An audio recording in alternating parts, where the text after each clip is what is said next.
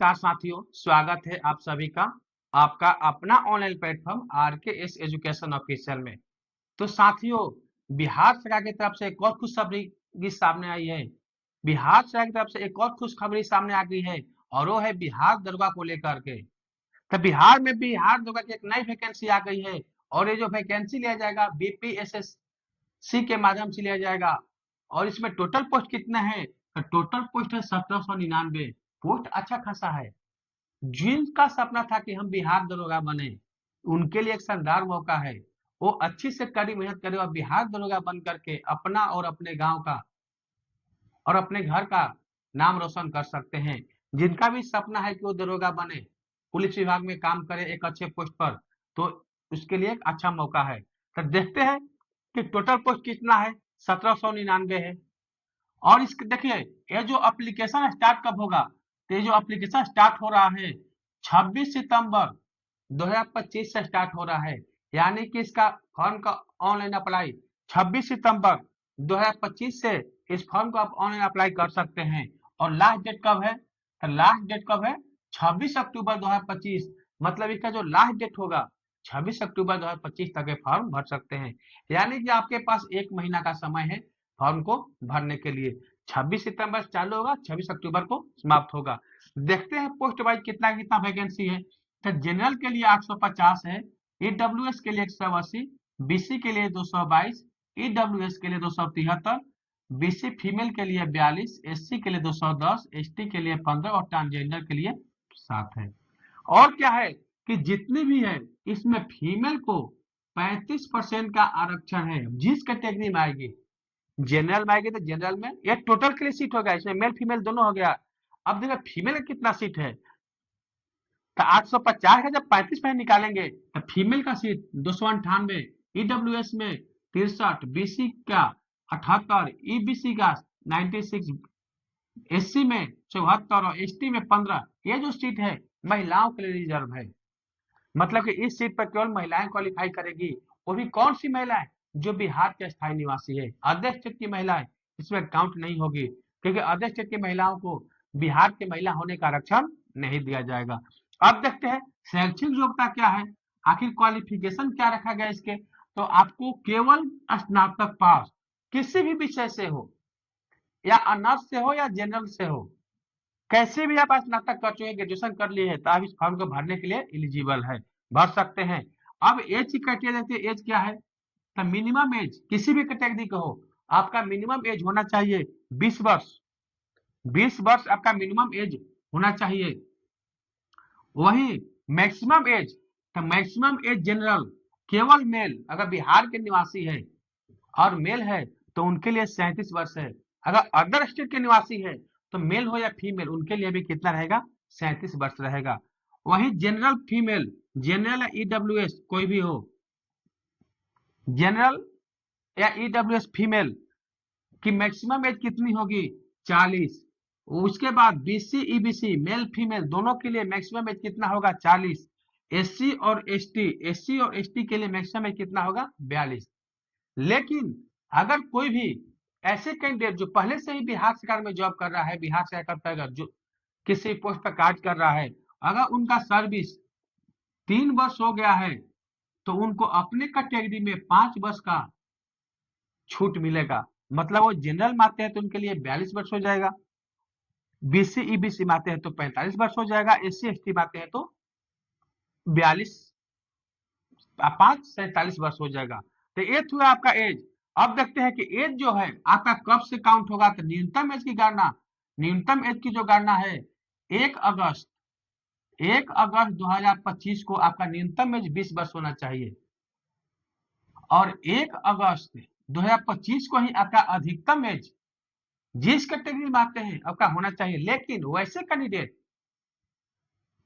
जिसका एज 1 अगस्त 2024 को अधिकतम कर हो चुका है तो उनके अधिकतम एज की गणना 1 अगस्त 2024 से होगी। मतलब उनको 1 वर्ष की अतिरिक्त छूट दी जा रही है अधिकतम उम्र में। तो ये तो हो गया। अब देखते हैं इसके फी क्या लगने वाला है। तो किसी भी कैटेगरी के हो, किसी भी कैटेगरी के हो, उनके लिए जो फी है 100 रुपया लगेगा, मात्र 100 रुपया। मतलब बिहार सरकार ने घोषणा कर दी है कि बिहार की कोई भी वैकेंसी आएगी उसमें 100 रुपया ही आपसे एप्लीकेशन फी लिया जाएगा, उससे ज्यादा नहीं लिया जाएगा और सभी कैटेगरी के समान रहेगा। यहाँ पर general, OBC, BC, EBC, ST, SC कुछ नहीं चलेगा, सबके लिए 100 रुपया है। अब देखते हैं, ये तो एप्लीकेशन बता दिए, एप्लीकेशन कब स्टार्ट होगा, 26 सितंबर 2025 से स्टार्ट होगा और लास्ट कब होगा, 26 अक्टूबर 2025 तक। चयन प्रक्रिया क्या है, तो चयन प्रक्रिया में सबसे पहले आपका लिखित एग्जाम होगा और लिखित एग्जाम में पीटी होगा और मेंस होगा। तो जब आपका पीटी जब एग्जाम होगा तो इससे 20 गुना लड़के को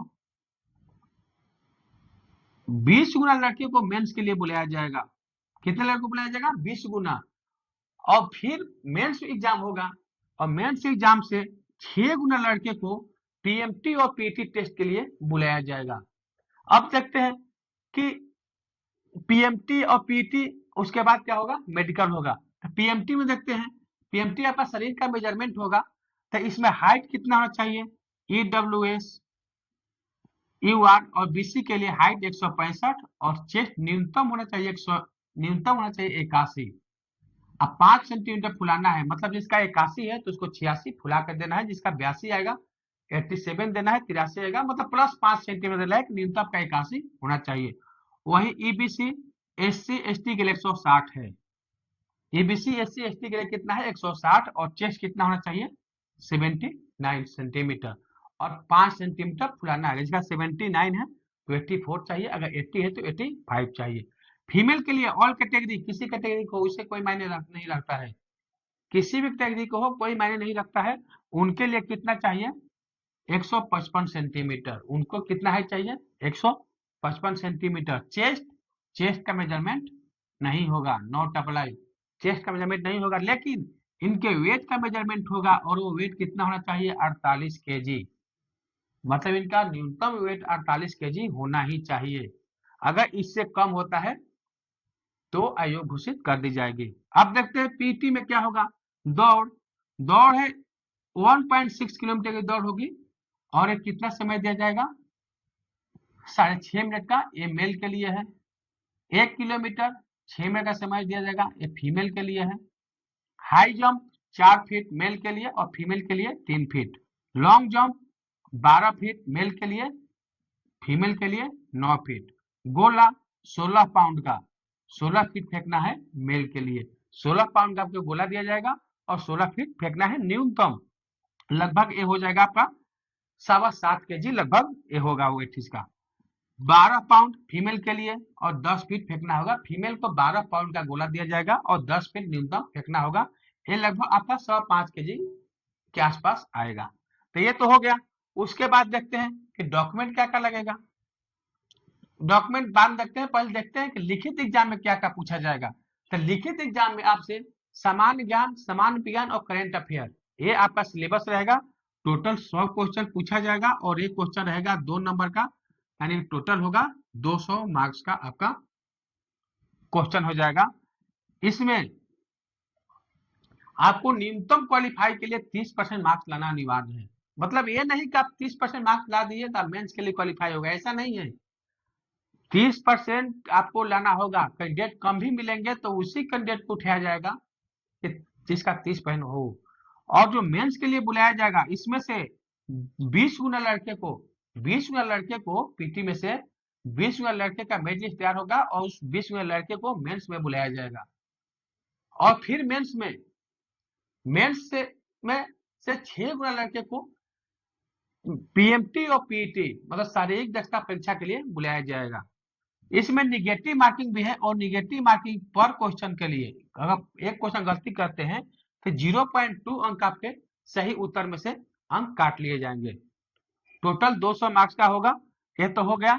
अब देखते हैं कि जो मेंस है उसका सिलेबस क्या है। तो मेंस के लिए जो सिलेबस है उसमें आपका सामान्य ज्ञान, सामान्य विज्ञान, political science, Indian history and geography, Indian history and geography, उसके बाद मैथ और रीजनिंग पूछा जाएगा। ये आपका मेंस का सिलेबस हो गया।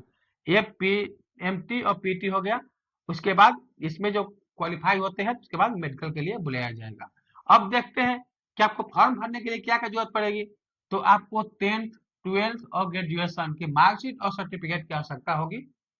और ये जो कब तक होना चाहिए, 1 अगस्त 2025 को आपका क्वालिफिकेशन कंप्लीट होना चाहिए। मतलब आपका स्नातक जो पास होना चाहिए 1 अगस्त 2025 आपको पास होना चाहिए, तभी आप इस फॉर्म को भर सकते हैं, अन्यथा इस फॉर्म को आप नहीं भर सकते हैं। उसके बाद आवासीय प्रमाण पत्र, जिस किसी को भी अगर आरक्षण से लाभ लेना है, जिसको भी आरक्षण से लाभ लेना है, तो उसको आवासीय प्रमाण पत्र देना होगा। और आवासीय प्रमाण पत्र क्यों मांगा जा रहा है कि ये जो भी आरक्षण का लाभ मिलेगा यहाँ से यहाँ तक, वो केवल बिहार के निवासी को मिलेगा। अब बिहार के निवासी का चयन कैसे होगा कि ये बिहार का निवासी है नहीं है, तो वो होगा आवासीय प्रमाण पत्र से। ये तो आवासीय प्रमाण पत्र होगा। उसके बाद जाति, एनसीएल, ईडब्ल्यूएस प्रमाण पत्र। वैसे कैंडिडेट जो जाति का आधार पर आरक्षण लेना चाहते हैं, तो उनको जाति प्रमाण पत्र, एनसीएल प्रमाण पत्र, ईडब्ल्यूएस प्रमाण पत्र देना होगा। एनसीसी सर्टिफिकेट जिसके पास होगा वो देंगे, नहीं होगा नहीं देंगे। एनओसी सर्टिफिकेट, अगर कोई भी अगर बिहार से कागज कार्यरत है, तो वैसे कैंडिडेट को एनओसी भी जमा करना होगा, तो उनके लिए एनओसी सर्टिफिकेट देना पड़ेगा। अब देखते हैं कि आखिर जो प्रमाण पत्र है आरक्षण संबंधी वो कहाँ से बनवाए और कैसे बनवाए। तो देखिए, मेल कैंडिडेट के लिए कोई दिक्कत नहीं है, मेल कैंडिडेट तो अपने पते से और पिता के नाम से ही बनता है, वो तो जनरल बात है। लेकिन अगर विवाहित महिला है तो वो गलती करती है। अगर विवाहित महिलाएं हैं, विवाहित महिलाएं, तो आप उनका जो भी प्रमाण पत्र होगा, या आवासीय प्रमाण पत्र हो या जाति प्रमाण पत्र, पिता के नाम और पता से बनवाना है। कहां से बनवाना है? पिता के नाम और पता से बनवाना है। और कौन का बनवाना है? आवासीय प्रमाण पत्र और जाति प्रमाण पत्र और एनसीएल। एनसीएल कौन बनवाएगा? तो बीसी और ईबीसी, जाति एससी और एसटी। तो ये भी अपना जो भी विवाहित महिला है वो कहां से बनवाएगी? पिता के नाम से।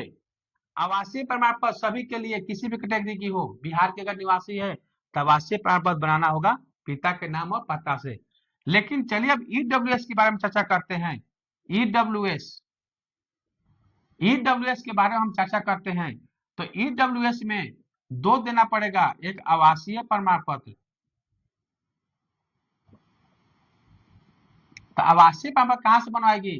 पिता के नाम और पता से।